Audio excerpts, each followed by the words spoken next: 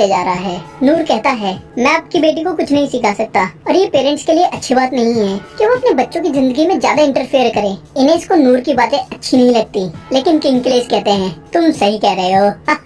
नूर सोचता है, ये बहुत हंसते हैं और कहता है, अब मुझे चलना चाहिए। और फिर वापस जाते हुए नूर तलवार को देखकर कुछ सोच रहा होता है और तभी नूर के दिमाग में एक सॉलिड आइडिया आता है और सोचता है, नालियाँ साफ करने के लिए इसका साइज बिल्कुल परफेक्ट है और इससे मैं और भी अच्छे से नालियाँ साफ कर पाऊंगा और कल सुबह सबसे पहला काम मैं यही करूंगा। तभी इनेस वहाँ के कहती है, हमें बात करने की जरूरत है। और फिर इनेस रूड होने के लिए नूर से माफी मांगती है। नूर कहता है, ठीक है, मुझे इस सबसे कोई फर्क नहीं पड़ता। और फिर इनेस कहती है, हमारा काम है क्लेज फैमिली के लोगों को प्रोटेक्ट करना। नूर कहता है, तो फिर तुम एक मेड नहीं हो। इनेस को ये बात थोड़ी फनी लगती है और वो कहती है, अगर तुम्हें ऐसा लगता है तो मैं खुद को इंट्रोड्यूस करना चाहती हूँ। मेरा नाम है इनेस हार्नेस और मैं वाइस कैप्टन हूँ क्लेज फैमिली की वॉरियर यूनिट की और काफी कम उम्र से मुझे डिवाइन शील्ड के नाम से जाना जाता है और इस समय मैं लेडी विनबर्ग की बॉडीगार्ड हूँ, जिस वजह से मुझे लेडी विनबर्ग को प्रोटेक्ट करना होगा, भले ही इसमें मेरी जान क्यों न चली जाए। और तुम वो खास इंसान हो जिसने लेडी विनबर्ग की जान बचाई है और उनकी जान बचाने का मतलब है मेरी जान बचाना।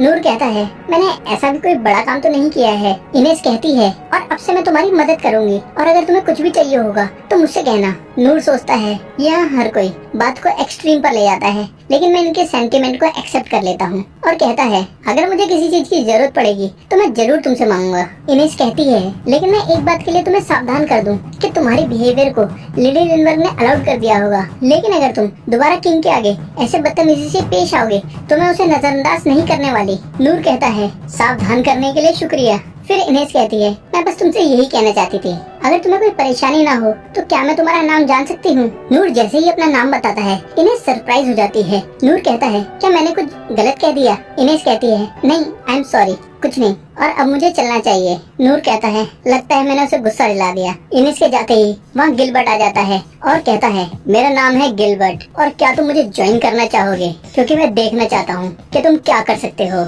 नूर सोचता है, क्या मैं घर नहीं जा सकता? गिलबर्ट नूर को अपने साथ कहीं लेकर जा रहा है, लेकिन नूर सोच रहा है, ये आदमी मेरे से क्या चाहता है? मैं थका हुआ हूँ और घर जाना चाहता हूँ। और कहता है, तुम मुझे अपने साथ क्या ज्वाइन करवाना चाहते हो? और तभी वो लोग एक ट्रेनिंग रूम में पहुँच जाते हैं और गिलबर्ट कहता है, मैं एक प्रैक्टिस मैच करना चाहता हूँ तुम्हारे साथ। नूर कहता है, प्रैक्टिस मैच? और मैंने तब से कोई प्रैक्टिस मैच नहीं किया जब से मैं ट्रेनिंग स्कूल से निकला हूँ। गिलबर्ट लकड़ी का वेपन उठा के कहता है, भले मुझे देखकर ना लगता हो, लेकिन मैं कैपिटल में फेमस हूँ और अपना वेपन चूज करो और दिखाओ कि तुम क्या कर सकते हो, बहादुर हीरो। नूर सोचता है, ये मेरे लिए अच्छा मौका हो सकता है इनसे कुछ सीखने का और कहता है, मैं मैच के लिए तैयार हूँ। और अब गिलबर्ट और नूर प्रैक्टिस मैच के लिए आमने सामने खड़े हैं और नूर सोच रहा है, मुझे नहीं पता मैं इनके आगे कितना अच्छा ओपोनेंट बन पाऊंगा, लेकिन मैं अपना बेस्ट दूंगा।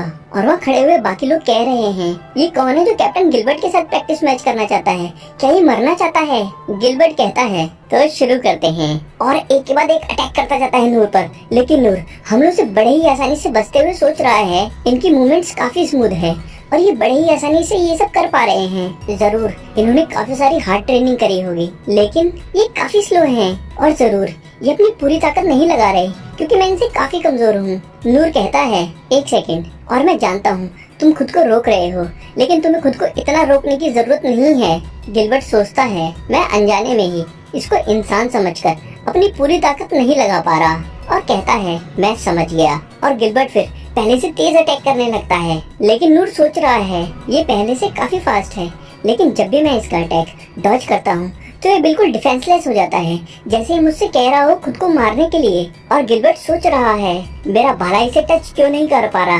और ये ले, एक जिगजैग अटैक करता है नूर पर। नूर उछलकर उस अटैक से बचता है और गिलबर्ट सोचता है, अब तुम मेरे हो, और अटैक करता है नूर पर, लेकिन नूर एंड टाइम पर अटैक डॉज कर लेता है। और फिर नूर कहता है, मैं बिल्कुल ठीक हूँ और तुम थोड़ा और तेज जा सकते हो। गिलबर्ट सरप्राइज हो जाता है और कहता है, थोड़ा और तेज, समझ गया। और नूर सोचता है, क्या सही में ही मुझ पर पूरी ताकत से हमला कर रहा है? और अपनी ट्रेनिंग से क्या मैं सही में ताकतवर हो चुका हूँ? और क्या मुझ जैसा इंसान सच में यहाँ जीत सकता है? और अचानक गिलबर्ट एक बहुत ही पावरफुल अटैक करता है जिसका नाम ड्रैगन ग्रेव है और ये अटैक नूर के काफी करीब आ जाता है। और जब धूल हटती है तो गिलबर्ट देखता है कि नूर सामने नहीं बल्कि साइड में खड़ा है। और अचानक नूर कहता है, मैं समझ गया, मैं हार चुका हूँ। ये बात सुनकर गिलबर्ट काफी सरप्राइज हो जाता है। और फिर नूर वापस जाते हुए कहता है, ये काफी करीबी मामला था और अभी ट्रेनिंग रूम में बाकी लोग बात कर रहे हैं। जो हवा का प्रेशर क्रिएट हुआ होगा ड्रैगन ग्रेव अटैक की वजह से, उससे वो उड़कर साइड में चला गया होगा। लेकिन अगर असली भाला होता हाथ में तो उसका सर धड़ से अलग हो जाता, क्योंकि कैप्टन गिलबर्ट सदियों में एक बार पैदा होने वाले जीनियस हैं। लेकिन कैप्टन गिलबर्ट बैठे हुए हैं और कहते हैं, जीनियस, और अपना पास्ट याद करते हैं। और हम देखते हैं गिलबर्ट एक गांव में एक प्रैक्टिस मैच बड़े ही आसानी से जीत जाता है और फिर अकेला जाके कहीं खड़ा हो जाता है। और फिर गांव का मुखिया गिलबर्ट के पास आके कहता है, क्या तुम्हें हमारे गांव में मजा आया?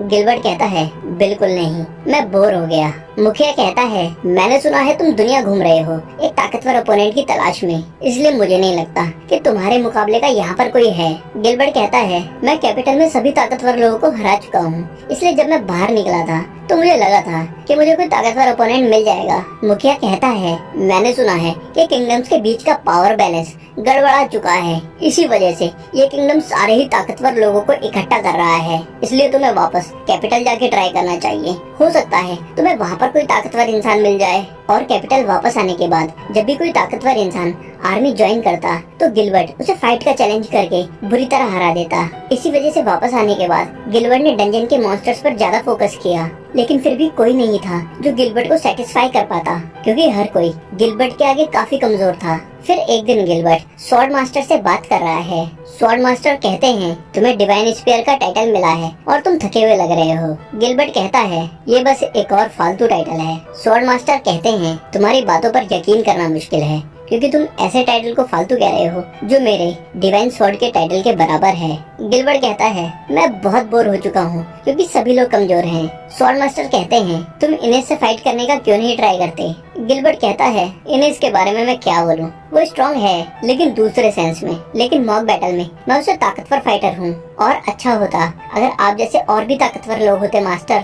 स्वॉर्ड मास्टर कहते हैं, मुझ जैसे और भी ताकतवर लोग सुनने में काफी इंटरेस्टिंग है। गिलबर्ट कहता है, क्या आप थकते नहीं हो ऐसे सोल्जर्स और एडवेंचरर्स को सिखाते हुए जो आपको कभी टच नहीं कर पाते? मास्टर कहते हैं, एक दिन आएगा जब वो कैपिटल को प्रोटेक्ट करेंगे, क्योंकि अकेला ताकतवर इंसान भी वॉर नहीं जीत सकता, और इसके अलावा उनमें से कोई एक किसी दिन मुझसे आगे निकल जाएगा। गिलबर्ट कहता है, एक दिन और मुझे उम्मीद है ये मेरे जीते जी ही हो जाए, वरना मैं बोर होके ही मर जाऊंगा। और अभी प्रेजेंट में गिलबर्ट सोच रहा है, जब मैंने सुना किसी ने काऊ मॉन्स्टर को मार दिया तो मैं देखना चाहता था कि वो कौन है। और जब मैंने देखा उस इंसान को कोई कीमती चीज नहीं चाहिए और वो किंग के साथ बड़े ही कॉन्फिडेंस के साथ बात कर रहा था, तो मुझे लगा मैं इस इंसान को नापसंद नहीं कर सकता। लेकिन फिर भी मुझे कुछ ऐसा फील नहीं हुआ कि ये काऊ मॉन्स्टर को मार सकता है। लेकिन प्रैक्टिस बैटल के दौरान मेरा भाला उसे छू नहीं पाया, और मेरा अल्टीमेट अटैक जो आवाज की गति से भी तेज है, जिसे कोई सरवाइव नहीं कर सकता। लेकिन उस समय मेरे पास कोई और चॉइस नहीं थी, और जब वो मेरे ड्रैगन ग्रेव अटैक से बचा तो मुझे कुछ समझ नहीं आया। और वो पहली बार था जब मैं इतनी बुरी तरीके से सिंगल बैटल में हार गया।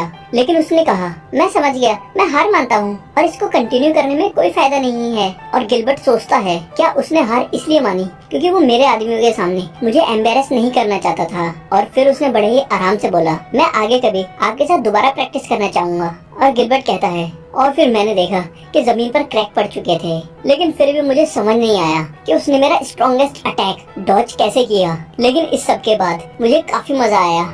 और अब वापस जाते हुए नूर सोच रहा है, वो कमाल का अटैक था और मैं उस अटैक से फिजिकल एनहांसमेंट और फेदर स्टेप का इस्तेमाल करने के बाद बाल बाल बचा था। लेकिन अगर उन्होंने अपनी स्पीड कम ना की होती जिससे कि मैं अटैक से बच पाऊँ, तो मैं मर चुका होता। शायद ये उनका चेतावनी देने का तरीका होगा, लेकिन मैं अभी भी बहुत कमजोर हूँ, इसीलिए मुझे और ज्यादा हार्ड ट्रेनिंग करने की जरूरत है। फिर सीन शिफ्ट होता है और नूर राजा की दी गई तलवार से नालियां साफ कर रहा है और बहुत खुश भी है, क्योंकि नालियां इस तलवार से बहुत अच्छे से साफ हो रही हैं। और वहाँ खड़े लोग भी काफी इम्प्रेस हो रहे हैं नूर से, क्योंकि नूर बड़ी तेजी से नालियां साफ कर रहा है।